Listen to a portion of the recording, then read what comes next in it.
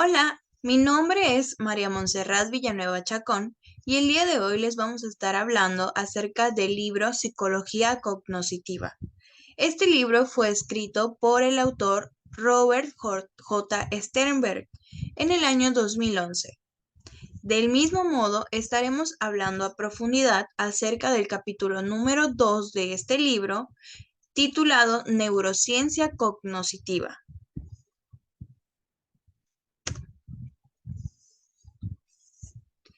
Bueno, en términos generales, les quise mencionar más acerca de qué es la neurociencia antes de profundizar más en el tema del capítulo número 2. Entonces, Gago y Elger en el año 2018 nos mencionaron que las neurociencias son un conjunto de ciencias y disciplinas científicas y académicas centrándonos en la atención del sistema nervioso y la actividad del cerebro, asimismo la relación que tiene en el impacto del comportamiento. Es decir, la neurociencia es todo ese conjunto de ciencias que estudian la relación entre el sistema nervioso y el cerebro.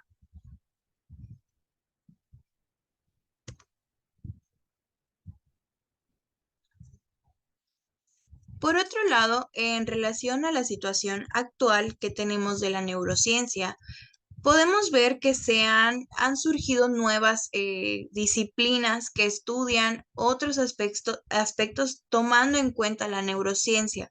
En este aspecto tenemos, por ejemplo, la neuroeducación, que busca proponer y tomar aportes de la neurociencia cognoscitiva para mejorar las prácticas educativas y con ello optimizar los aprendizajes, como podemos ver en las diapositivas. Es decir, la neurociencia es la ciencia, la rama de todas las ciencias que estudian esta parte del, como ya mencionamos, del sistema nervioso y del cerebro, pero también surgen otras nuevas disciplinas como la neuroeducación que busca mejorar las prácticas educativas, es decir, busca ciertos aspectos a considerar de la neuroplasticidad para que los alumnos logren identificar aquellas prácticas que pueden llevar para tener un éxito educativo. También tenemos que Araya y Espinosa en el año 2020 mencionaron que se ha estudiado que la neuroplasticidad se debe a la flexibilidad de las neuronas, es decir, de conexión, desconexión y reconexión.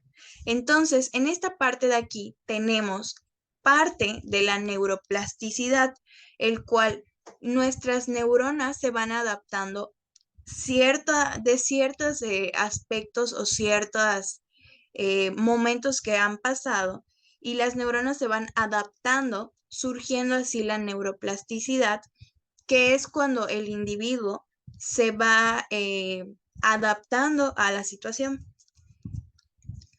Ahora bien, ya que hemos visto todo esto anterior, que es la parte como introductoria de la neurociencia, ahora nos vamos a aterrizar más como a la unidad 2 o al capítulo 2 y sus contenidos de esta unidad. En este caso, podemos observar que la primera parte que vemos en esta unidad habla acerca de la exploración de la psicología cognoscitiva.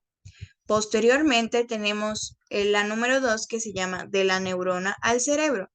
¿De qué manera llegan todas estas como pequeñas indicaciones hasta el cerebro? Por ejemplo, si nosotros queremos, no sé, como que tomar agua, entonces nuestras neuronas tienen que mandarle al cerebro que nosotros queremos tomar agua y tiene que existir este periodo, este momento en el que nosotros deglutimos, ¿no? Hacemos la deglución, tenemos que tragar, o en el caso, por ejemplo, de cuando estamos comiendo, tenemos que tener esta indicación que va a nuestro cerebro, que tenemos que masticar y luego posteriormente tragar y el bolo va a ir pasando. Entonces, todo eso son como pequeñas indicaciones que suceden en microsegundos que es una indicación de la neurona al cerebro. Entonces, en esta parte vamos a ver cómo funciona esto de la neurona, las conexiones. Está súper interesante. Posteriormente tenemos la número 3, que se llama la cognición en el cerebro, la corteza cerebral y otras estructuras. En esta parte de la unidad, que es la final, vamos a estar viendo como las partes del cerebro. ¿Qué, qué partes? Porque existen varias partes en el cerebro. Se dedican como, por ejemplo, la parte de aquí que vamos a ver más adelante, la parte de atrás, se lleva más como que con el área de la vista, ¿no? Por ejemplo, tenemos la parte más cercana a los oídos en la parte del cerebro que se dedican al área de la audición. Entonces, como que está también súper interesante y posteriormente lo vamos a estar profundizando.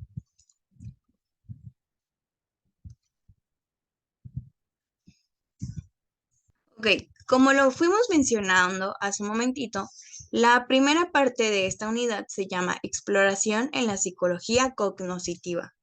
En esta podemos encontrar que el cerebro controla las emociones, pensamientos y motivaciones. Es decir, que el cerebro es reactivo y a la vez directivo. Así como el cerebro también es como el jefe, suponiendo que es como una empresa. El cerebro es como el jefe, pero el jefe no es nada en la empresa sin sus ayudantes, sin sus empleados. Entonces, en este caso, el cerebro necesita de las neuronas, así como las neuronas necesitan del cerebro. Entonces, por eso mencionan esta parte en la exposición, donde dicen que el cerebro es reactivo y a la vez dirige, es directivo. También es importante mencionar las partes que conllevan cada una de las neuronas. Entonces, en esta parte de aquí, que está encerrado en un círculo azul, podemos observar cómo es una neurona y podemos observar varios tonos de color morado y otros color amarillo. Entonces, la parte más oscura que tenemos, que es la parte circular morada, la podríamos llamar núcleo. La parte que rodea este círculo morado oscuro es el cuerpo celular. Y alrededor podemos observar pequeñas como ramitas que parecieran ser como raíces de plantitas. Estas se llaman dendritas, que estas, ojos son súper importantes en este proceso de ir transportando esta información de neurona a neurona hasta llegar al cerebro. Son súper importantes.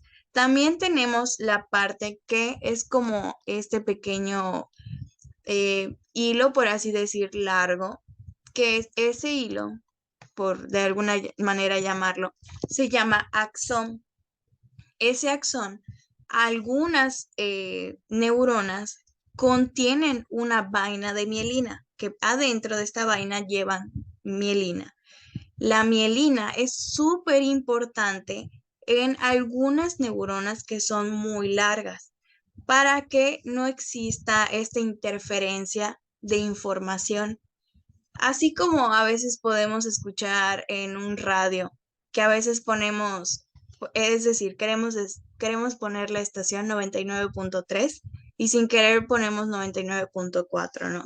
Y podemos escuchar a lo mejor como que dos estaciones que están en sintonía, pero no podemos como prestar atención a ambas porque como que ambas están sonando al mismo tiempo. Entonces, la vaina de mielina y en específico la mielina existe para que no exista esta interferencia entre neurona y neurona. Y ojo, es súper importante esta parte. En el libro mencionan que a falta de mielina o ausencia de mielina podría provocar una esclerosis múltiple. La esclerosis múltiple es esta enfermedad o sí, enfermedad del sistema inmunológico y esta degrada la cubierta protectora de los nervios. Entonces, básicamente es esta parte de la ausencia de esta parte amarilla. Ahora bien, ¿cómo funciona esta comunicación entre neurona y neurona?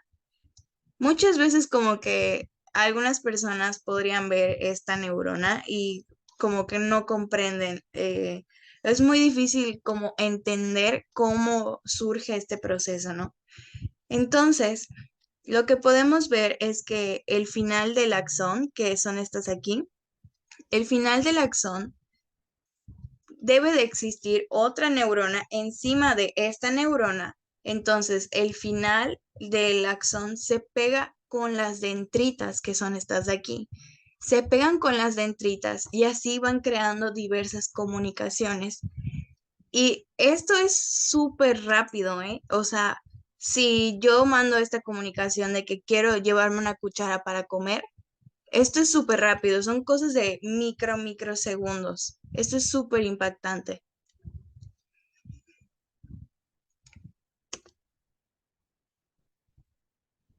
Ahora bien, en esta parte de la unidad que se llama de la neurona al cerebro, que es la segunda parte de la unidad número 2, mencionan que este proceso que les comentaba en la diapositiva anterior es un proceso fundamental llamado sinapsis.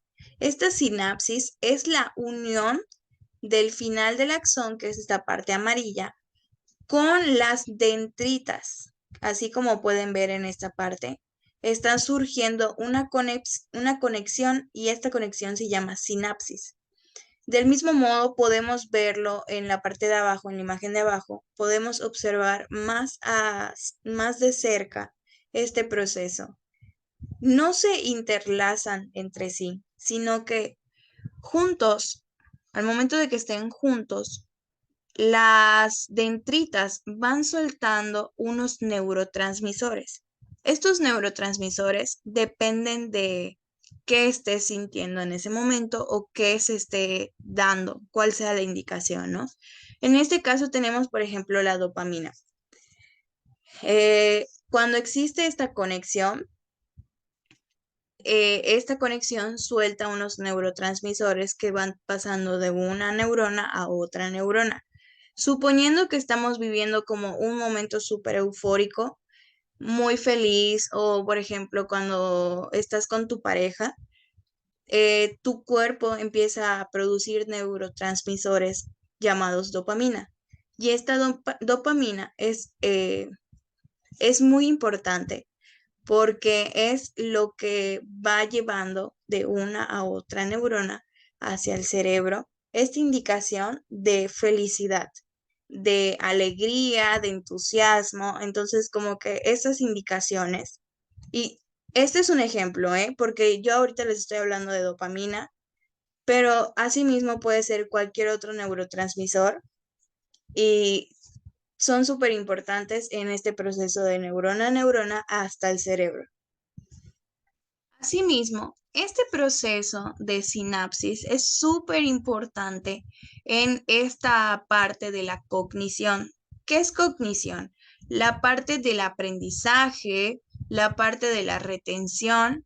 Entonces, cuando nosotros estamos prestando atención, un ejemplo también, cuando nosotros estamos sentados dentro de un salón de clases, prestando atención al maestro, nosotros estamos conociendo nuevas cosas, aprendiendo nuevas cosas y del mismo modo la dopamina va relacionada con este aprendizaje, con la cognición. Entonces, la dopamina se va soltando o van funcionando estos neurotransmisores cuando nosotros estamos aprendiendo, cuando nosotros estamos prestando atención y queremos como aprender cosas nuevas, investigando en esta parte del lenguaje, la oralidad, eh, la metacognición, es súper importante la dopamina. Y la falta o la lentitud más bien de esta sinapsis podría causar un daño cerebral causando una enfermedad eh, neurodegenerativa como el Alzheimer. Este es un ejemplo igual. Esto sucede cuando la lentitud de estas indicaciones, como de esta neurona a neurona, podría existir a causa de pequeños mini infartos cerebrales que van provocando esta lentitud en este proceso de sinapsis y provocando posteriormente una enfermedad llamada Alzheimer. También tenemos la demencia senil o cualquier tipo de ese aspecto de enfermedades como neurodegenerativas que van provocando la lentitud y que nosotros podamos olvidar a lo mejor nombres, direcciones, y mientras se va haciendo más larga la lista de cosas que vamos olvidando, ¿no?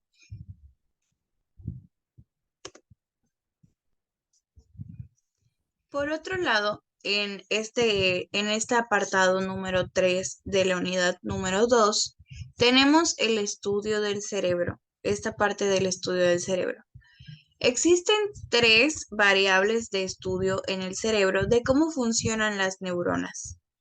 Tenemos el estudio post-mortem, que es cuando una persona fallece y se presta por ejemplo, no es reconocido o no es pedido hacia el hospital o algo así, los llevan a la morgue y en la morgue se autoriza para, por ejemplo, agarrar la parte del cerebro y estudiar qué tipo en qué secciones se va modificando y van relacionándolo con la enfermedad con la que falleció.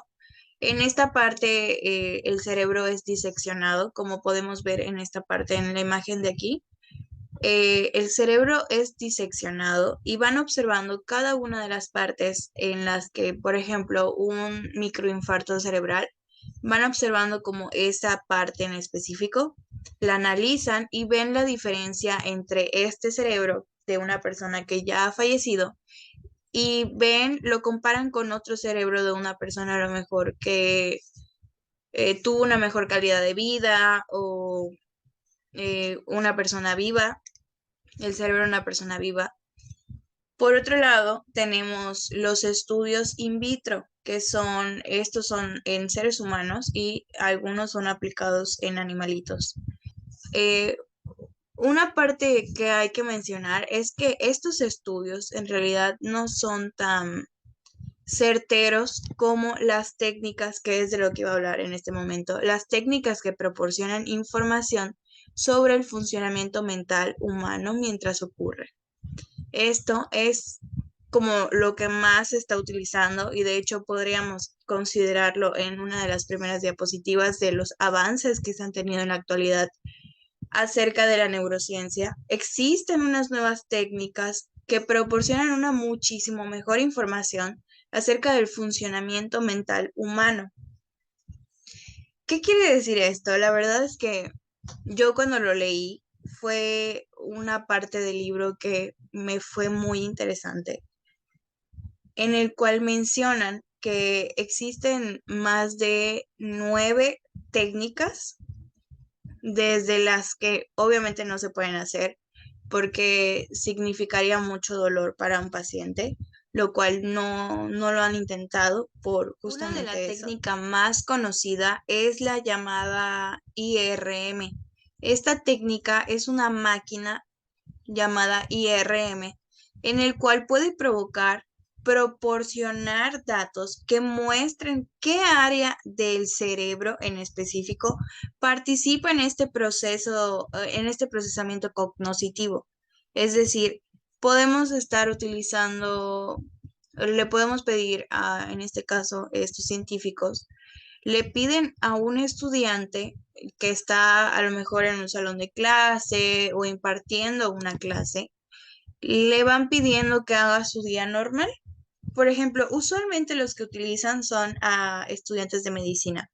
Entonces, en este proceso de estudio que ellos dedican, en este momento de estudio, son puestos en estas máquinas, en estas técnicas, y mientras el paciente está estudiando, está prestando atención o está realizando sus actividades diarias, eh, ellos están conectados a través de unos cables y van en una maquinita, la IRM, van notando estos ciertos aspectos que se van modificando. Volvemos a al mismo término de neuroplasticidad. ¿Qué partes de las neuronas se van adaptando para que tengan un correcto aprendizaje en este proceso cognitivo, qué partes del cerebro se van identificando, se van modificando en este momento. Entonces, algo súper importante que hay que tener y hay que hacer mucho énfasis en esta parte es que el cerebro es realmente algo que aún no se ha estudiado por completo. El cerebro tiene mil y un partes y que son súper importantes que aún no se conocen en su totalidad. Y cada vez con estos estudios técnicas y estudios tanto post-mortem como in vitro, son primordiales para ir avanzando en estos estudios que tenemos. Pero por ahora aún no es estudiado por completo el cerebro.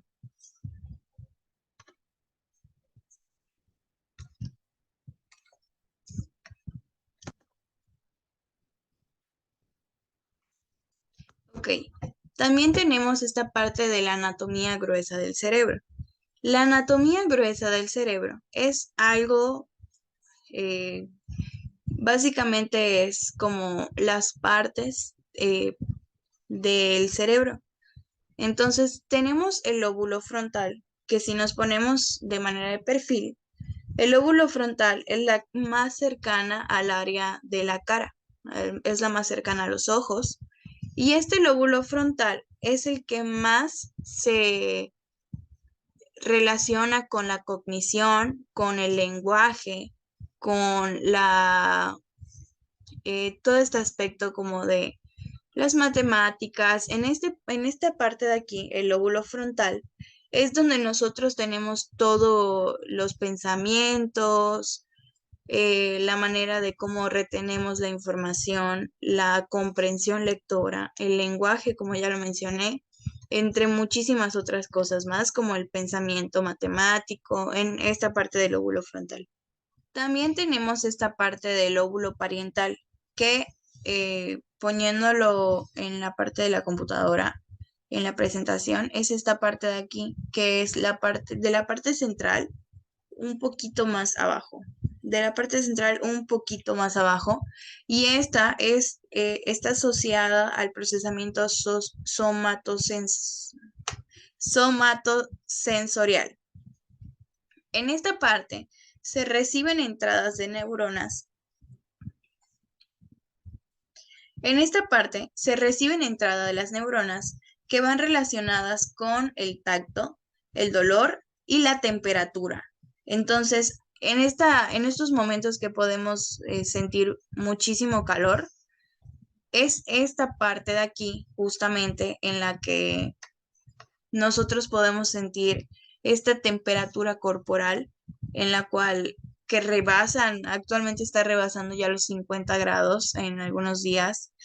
Entonces esta parte de aquí es como que prende y nos hace saber que estamos teniendo una temperatura que nos pudiera deshidratar a lo mejor. Entonces es esta parte donde prende un foquito, por así decir, no literal, pero prende un foquito y es cuando te marca tienes que tomar agua, tienes que refrescarte, tienes que a lo mejor utilizar ropa muchísimo más cómoda. Entonces, es esta parte del lóbulo parietal. Por otro lado, tenemos el lóbulo occipital. Es la parte cerca de la nuca. Es esta parte de aquí. Es la parte más baja de nuestro cerebro, de nuestra cabeza. Esta parte del lóbulo occipital, curiosamente, va relacionado a donde está justamente enfrente. Entonces, en el lóbulo occipital están todas estas partes, se controlan todas aquellas neuronas relacionadas a la área visual, totalmente relacionado a estas partes de la área visual que nos permite ver, que nos manda estas imágenes y que, por ejemplo, poniendo una situación que alguien viene y nos va a golpear, nosotros estamos viendo como ese momento en el que pues es de peligro, nos pueden lastimar, entonces nosotros, este lóbulo occipital reacciona, te manda la imagen de que estás a punto de ser golpeado y es el movimiento como la reacción de que te quita, ¿no? Y también tenemos la parte del lóbulo temporal, que del mismo modo está cercano al oído. Entonces también el lóbulo temporal va totalmente relacionado a esta parte de la audición que escuchamos, la parte del tímpano, todas las neuronas relacionadas al lóbulo temporal van directamente relacionadas a la parte del oído. Asimismo, pude rescatar esta imagen del lado derecho, esta de aquí, que fue rescatada del libro y la verdad para mí fue algo muy sorprendente, pues en esta parte nos enseñan ya no los lóbulos, sino ahora bien cada una de las partes del cerebro, a qué va relacionado o a qué se dirige. Un ejemplo de esto podemos ver la médula espinal, el cual menciona que transmite impulsos nerviosos entre el cerebro y el cuerpo. Este controla los reflejos simples. Un reflejo simple puede ser cuando nosotros nos golpeamos sin querer, a lo mejor en un mueble, cuando nos golpeamos los dedos chiquitos y nos golpeamos y nuestra reacción es como a lo mejor brincar, o cuando nos asustamos y brincamos también, o cuando estamos felices y nos empezamos a reír. Este es un reflejo simple. Toda esta parte de los reflejos va totalmente dirigido a la médula espinal. También podemos encontrar la amígdala. Así como tenemos amígdalas en la garganta, existe una amígdala en la parte del cerebro. Y esta es muy importante porque influye en la ira y en la agresión. Muchas veces esta amígdala la tenemos como poco desarrollada. Por eso es súper importante la educación preescolar, porque te enseñan a regular la emoción de la ira y la agresión. Entonces, esta parte de la amígdala no es que haya gente que no la tenga y que sí la tenga, sino que la regulación no la tenemos desarrollada entre unos. Por otro lado, tenemos la glándula pituitaria, que es la glándula maestra del sistema endocrino. Y así podemos seguir con cada una de las partes del cerebro, que si bien pueden notar, va relacionado totalmente a como una parte del cuerpo. Por eso les mencionaba que el cerebro es directivo y reactivo. En una diapositiva anterior se los estaba mencionando que el cerebro, así bien como es directivo, esto tiene relación totalmente, cada una de las partes del cerebro tiene relación con una parte del cuerpo y la salud de esta. Y bueno, de manera muy general y muy breve, podríamos considerar que este libro, la unidad número 2 en específico, fue como muy de retroalimentación en lo personal, porque permitió conocer estos aspectos y cada una de las partes del cerebro y qué va relacionado con qué cosa. Entonces, la verdad es que para mí es muy importante y sobre todo interesante porque en lo personal yo estoy muy interesada en esta parte de la medicina y la ciencia y todo. Entonces, leer este libro y junto con todos los documentos que hemos estado haciendo a lo largo del semestre, para mí es muy importante y como que este libro me terminó de dar las bases y los fundamentos para lograr comprender más acerca de la neurociencia y la neuroeducación y la neuroplasticidad y todas las neurologías que existen. Entonces, está súper interesante. Y esto sería todo por el día de hoy. Muchas gracias por escuchar.